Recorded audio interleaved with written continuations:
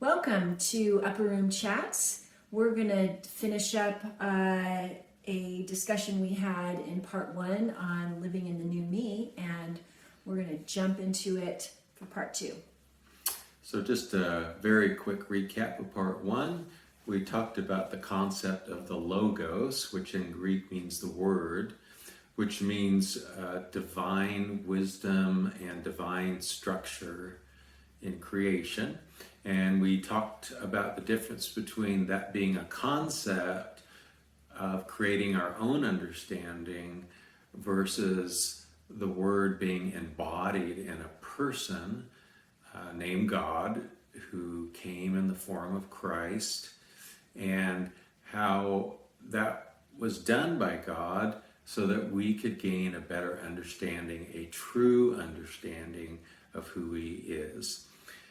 Also, we talked about how when we lose the concept of it being embodied and personal between us and God, how that can lead to some very warped perspectives about the reality we live in and how we actually relate to one another.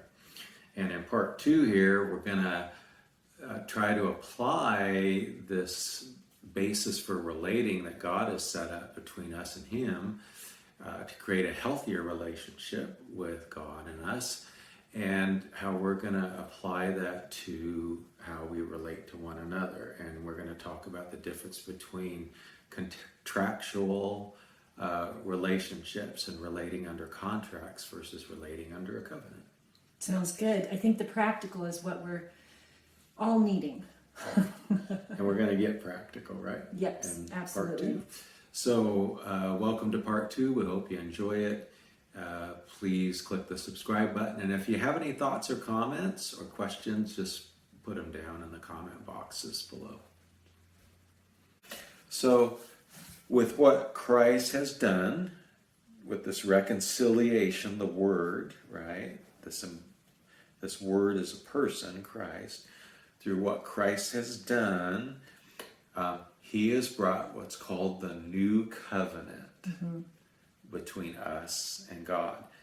Now, the old covenant was a nation covenant. The new covenant is a covenant between me and God. Okay? So this is super important because what God has done, He's moved from more of a contractual relationship of keep all the rules, right? And we're good. And if you break the rules, something really bad happens. He's moved to a covenant. So much of the problems we see in relationships, especially marital relationships, is because people are trying to relate in contractual thinking. Now, think about what a contract is. It's a legal requirement that you do your part and I'll do my part. Or if you do your part, Right. I'll do my part. Right, well, that's part of it. Yeah. But if the contract is broken, there's legal consequences, right? A covenant is different.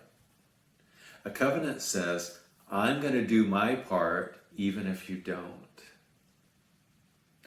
Now, here's why that's important. When we live in contractual relationships, what I'm always asking is, am I getting what I was promised? I'm keeping track. You're keeping a record. Yeah, I'm keeping a record. Yeah. I'm doing relational accounting Transactions. of transactions and rights and wrongs. And what that does is it puts me on the alert to say, I'm not getting what I contracted for, and therefore I'm not giving what I was contracted for. It is a road to disaster in relationships. And we've all been there. We've all done it. Right. There's actually a horrible book out called Contractual Marriages. It's the worst book ever because it's a setup. All right. Now, a covenant is different. See? A covenant says, I'm going to keep my part even when you can't. Right? This is the marriage vows that we give to each other.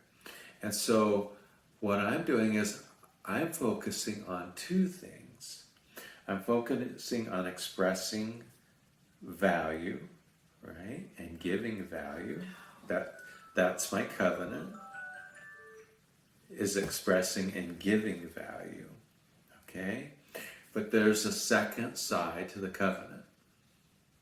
And that is asking for what I need to feel valued, to have value. I ask for what the value expression that I long for in my heart, okay?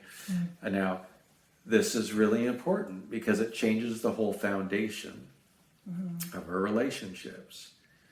It stops us from creating this bitterness by what I'm not getting and what I deserve under contractual relationships. Helps me to let go of that, which allows for a forgiveness process we're going to talk about here when we get into the nitty-gritty in just a minute. And the other thing is, it helps me transition from wanting punishment and restitution to simply wanting when value is being taken. So in contractual relationship, I want restitution and punishment when value has been taken, when I've been wrong, when I've been offended. I want them to suffer the consequences of what they did.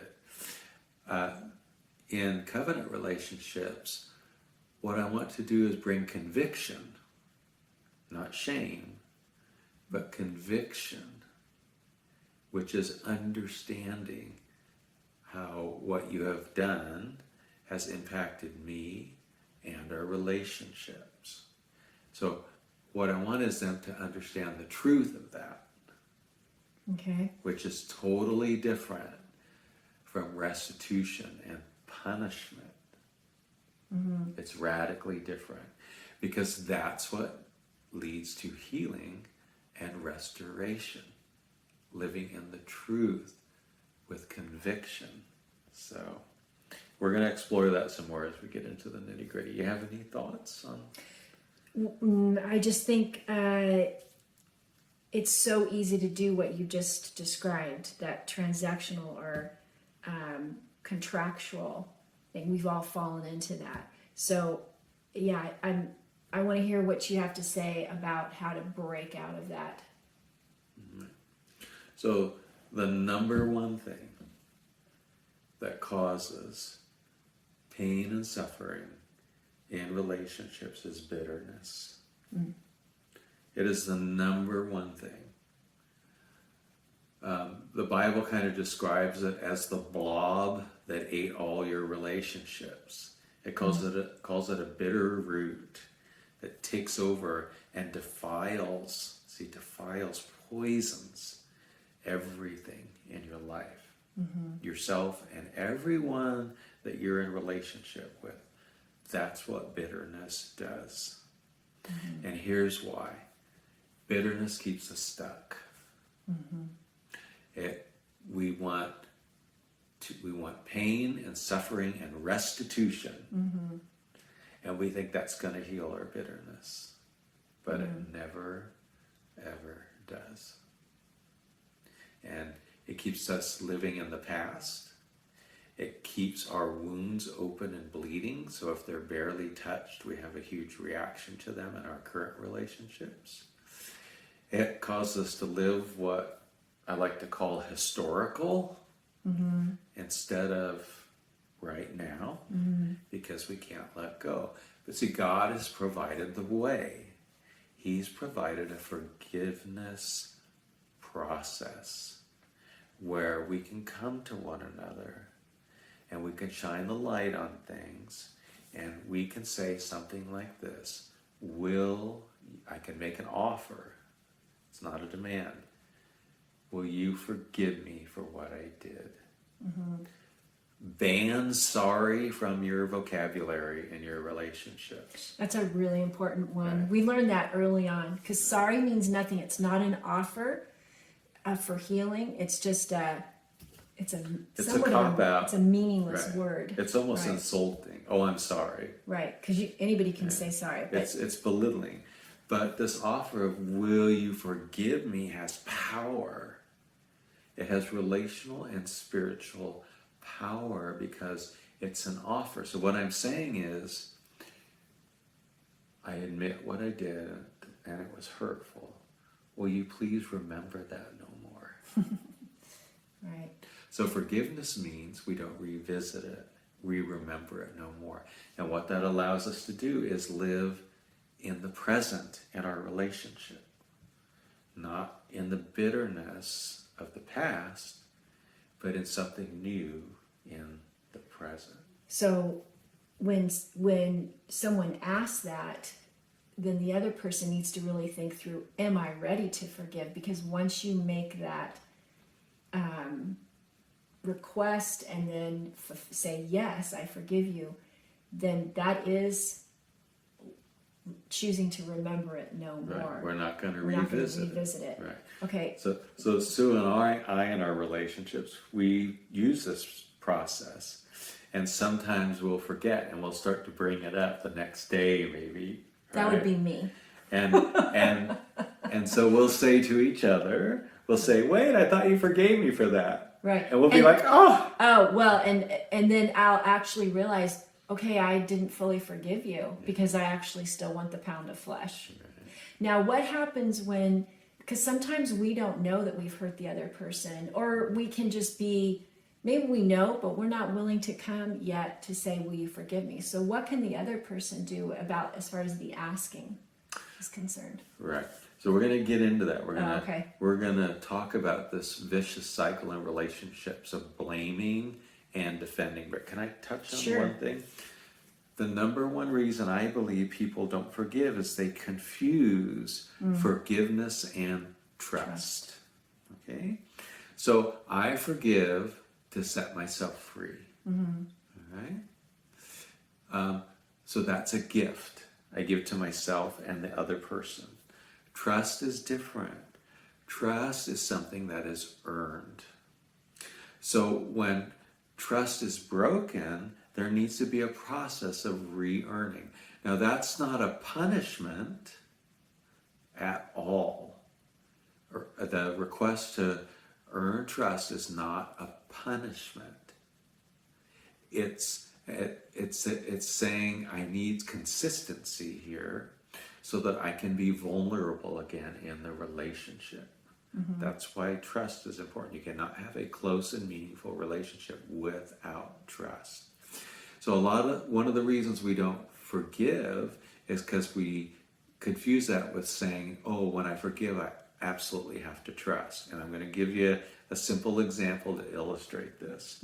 If I have a friend and he comes into my house and we're having a good time and he sneaks into the bedroom and he steals $100 out of my wallet and I find out, okay, I might forgive him for that so we can have a friendship, but there's no way I'm giving him access to my wallet until I trust him again. And the trust process is consistency. Now, the thing that would help me trust him the most is he gave me the $100 back, right? So he expressed the value back that I need if we're talking about relationally instead of money here, right? So there was a consistency of him giving value back, right? Instead of value taking, which is what the stealing of the $100 was. Now, if I can't gain trust with him, he's never getting access to my wallet, which means he probably won't be coming back into my house again. And it radically changes the level of closeness that we can have in the relationship. So don't miss out on the opportunity to forgive, to give the gift of forgiveness and set you free from bitterness by confusing that with trust. Okay? And at the same time, that sounds maybe, you could make that sound like, well, that's punitive. You wouldn't ever let him back into your house. But that's something maybe we'll talk about later. But that's a boundary which is an opportunity for that person then to mature and to come out of unhealthy behavior. So you're actually making an offer. All of these are offers. Yes. So that's And important. remember, setting a boundary is always an invitation to the other person to To get become healthier. healthier. Okay. Right. So we do want to set boundaries with people and situations that are taking value from us, stealing value from us. Right. Right. There's times I will make myself vulnerable to that. Okay, especially emotionally, because remember, when we know we have an inherent value, our value is we can't run out of it. So in some situations, I will let somebody consistently take value to build a deeper relationship with them, but I'm not doing them any good if I just go on and on with that forever. Right? I want to move out of that into a healthier relationship with them by reflecting the beauty of Christ that's in me, that's one with me. I don't want to cover that up. So, you have any other thoughts on that? No, I think that's just an important distinction between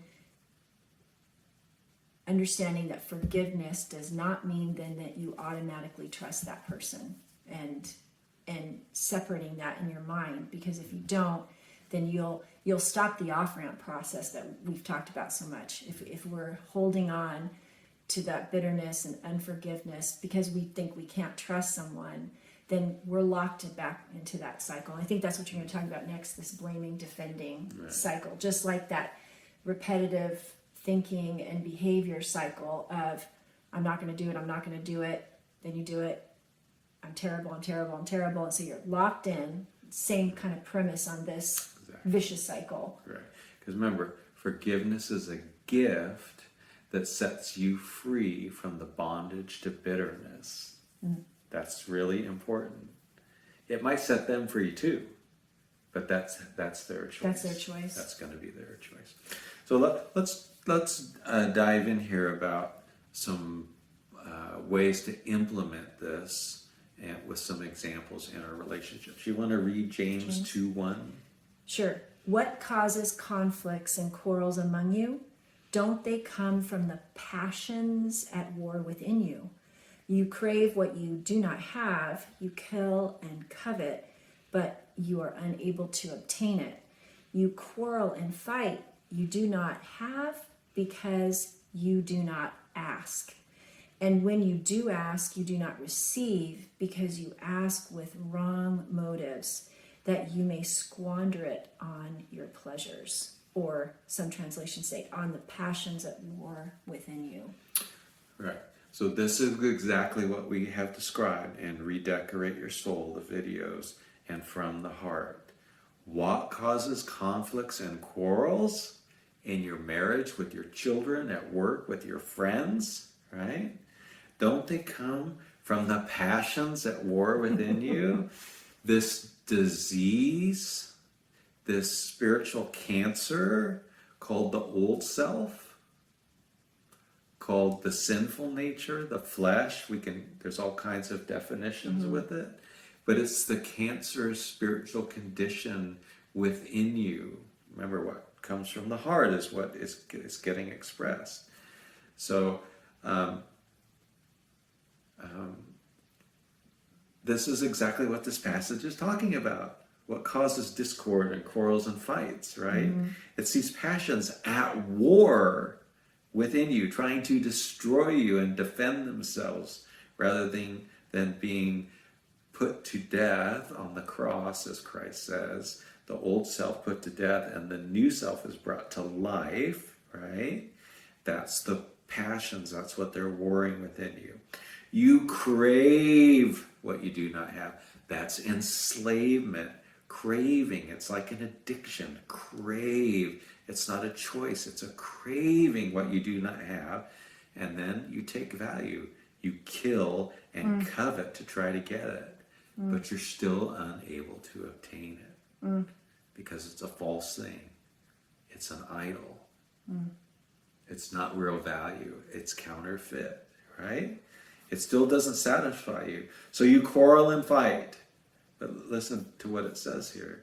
You do not have because you do not ask. Which I never really understood that passage before. Like, why would that, like, ask for what? We're going to dive into that in our relationships What here. do you ask for? Before we do that, let's look at the last here in verse 3.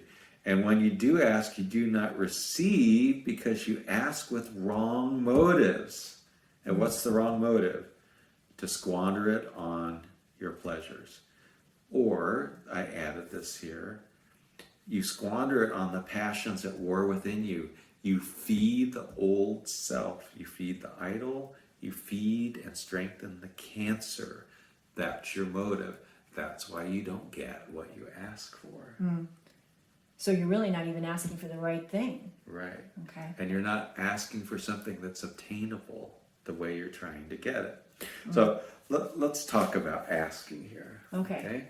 Because this is what changes everything in our relationships. First, we agree to have a covenant relationship and let go of the contracts, which means I have to give up some control. And I know people hate to hear this, but I'm going to say the truth.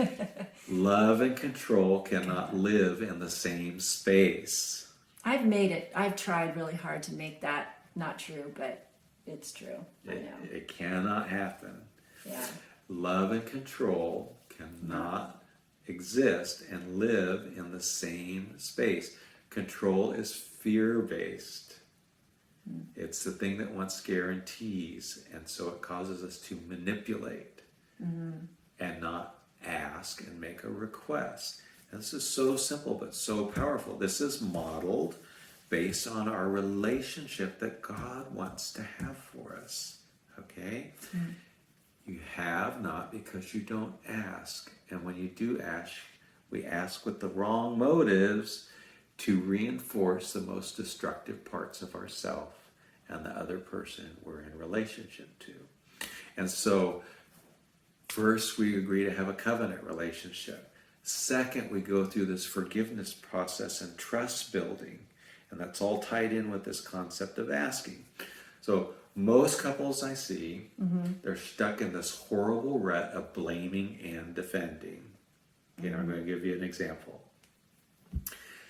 How would it go if I came home from work and I walked in the door with a loud voice and I said, when I come home, you never greet me and express how grateful you are that I'm home. And I would promptly say, yeah, well, you know how hard a day I've had as well, and why don't you get in here and help me instead of complaining? Right. So here we are, blaming And okay, defending. right, and defending under the contract. Okay, so one is blaming is condemning. I'm condemning her. I'm saying you are a lousy wife. That's what I'm saying.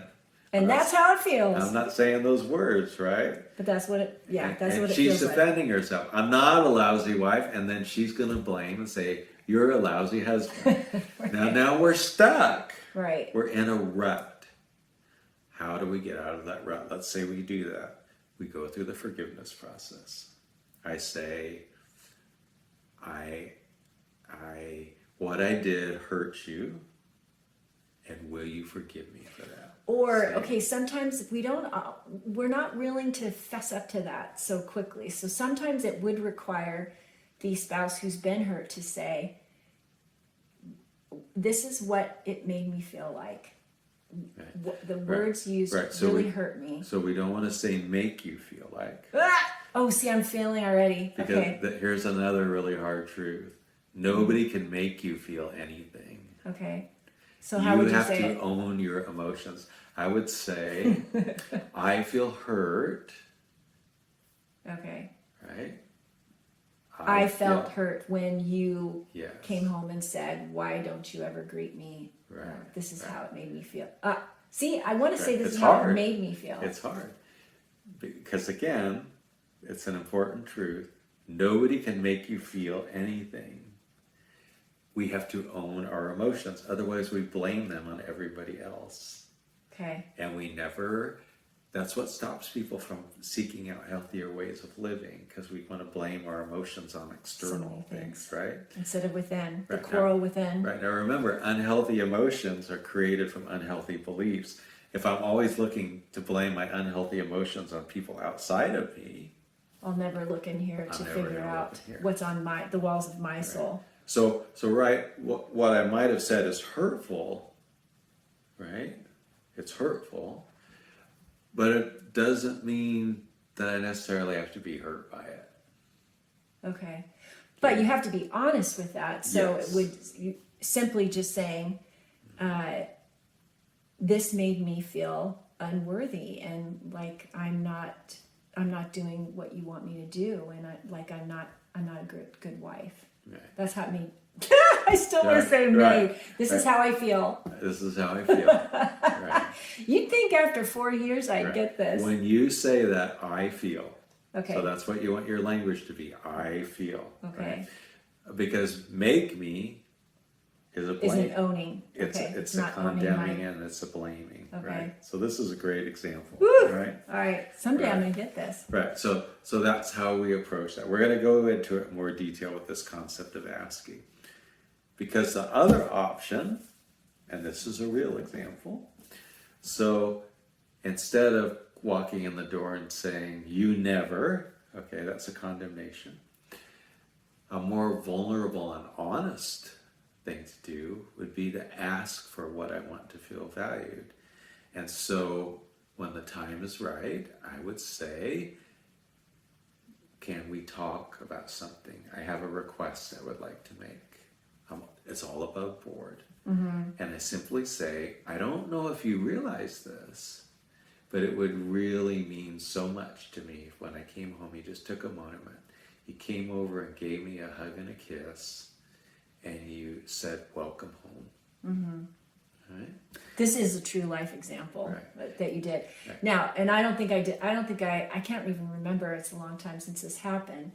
But I think at some point I was like, oh, I'm so sorry. See, I use the word sorry, but I didn't realize I was doing that. But then there became kind of a negotiation, I feel like. Yeah, so that's a part of the process. Okay. Right? Because I think then there was some explanation of, at that time, it's right at dinner time. There's demand from the kids. Our kids were little at that time. I feel like I'm trying to juggle a bunch of things. So what if I miss, and I want to try to do that, but what if I don't always hit the mark on that? So let's back up so Okay. we don't confuse people. So first I make the request, and it's a request, it's not a demand. I'm not putting a gun to somebody's head because I'm honoring their free will to make a choice, okay? Which is really important. We'll get into that in a little bit. I give Sue time to consider it, and she's either going to come back as she just expressed, and she's going to say, yes, I make a commitment to do that for you, okay? Or, as she explained, sometimes these things need to be negotiated. So she might say, well, it would really help me to be able to do that if maybe you came in and helped, and then we could take a moment to do that. See, and so when I'm doing counseling with couples, I'll actually say, the one makes the request, and the other person's thinking about it, and I'll say, when I see hesitancy, I'll say, is there anything you need that would help you in making that request? Because again, it's not a demand, it's not a gun to the head, that's taking value. This is honoring the person you're in relationship with, their free will as to whether they are willing to meet that request. Now, I don't want someone to meet requests in relationship with me if they don't want to, because then they get bitter at me. Right, or even doing it with the wrong motives of, Yes. okay, let's just get through this conflict, and sure, I'm going to say yes to anything just so I can get out from this. Then that does nothing. Right. We haven't really been honest. Right. That's why Jesus says, I want mercy, not sacrifice. Sacrifice leads to bitterness. But mercy and love and compassion, that just explodes the love bomb, the expressing of value everywhere. And so that's just a really, really important practical way. So I'm gonna recap them real quick here. First, we have to decide we want to have more of a covenant relationship.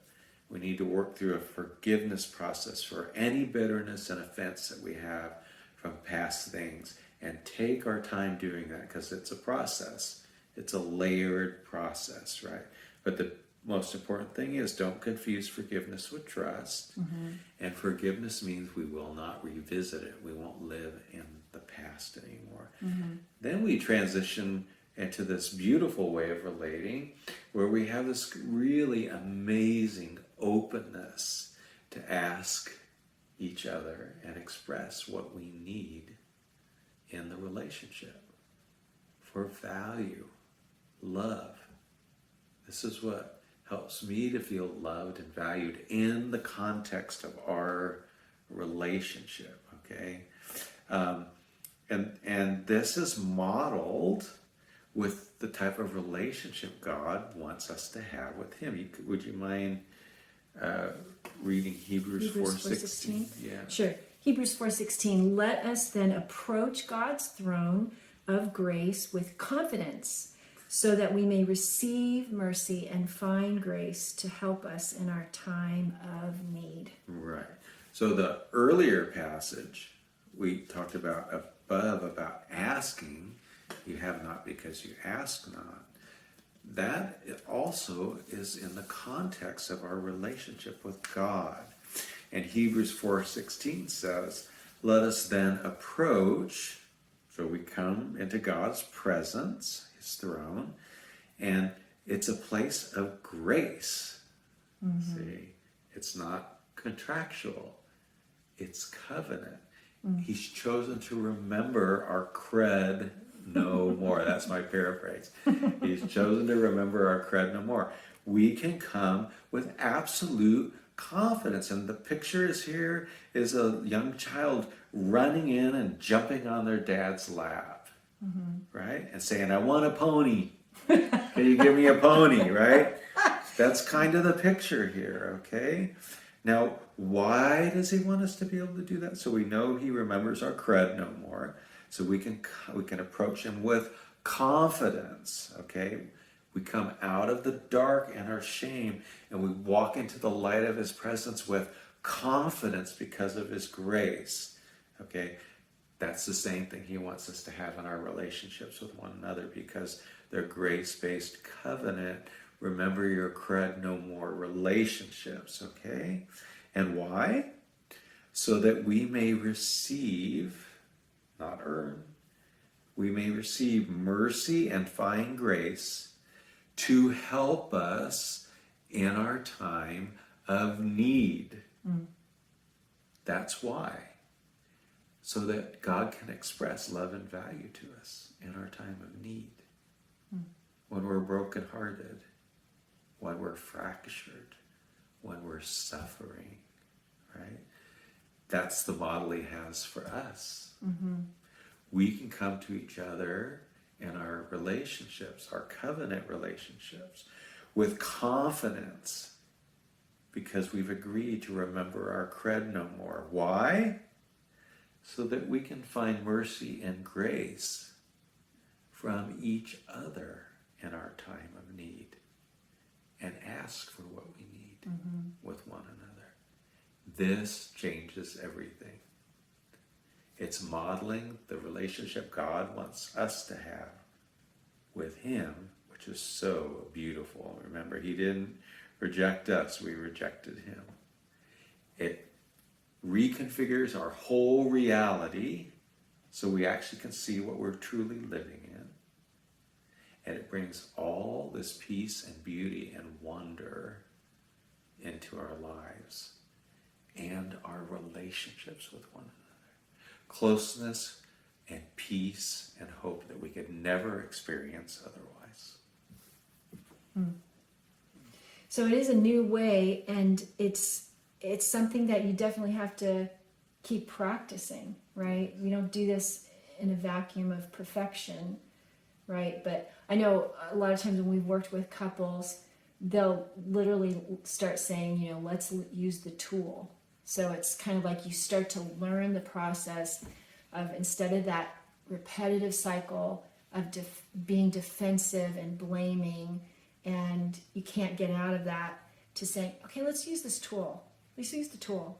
And expressing how I feel, you express how you feel, and then coming to some kind of new agreement by asking for what we really need with the right motives, right? Without trying to punish you, without trying to shame you, or vice versa. So it really is it's a powerful tool to get to someplace new. Right.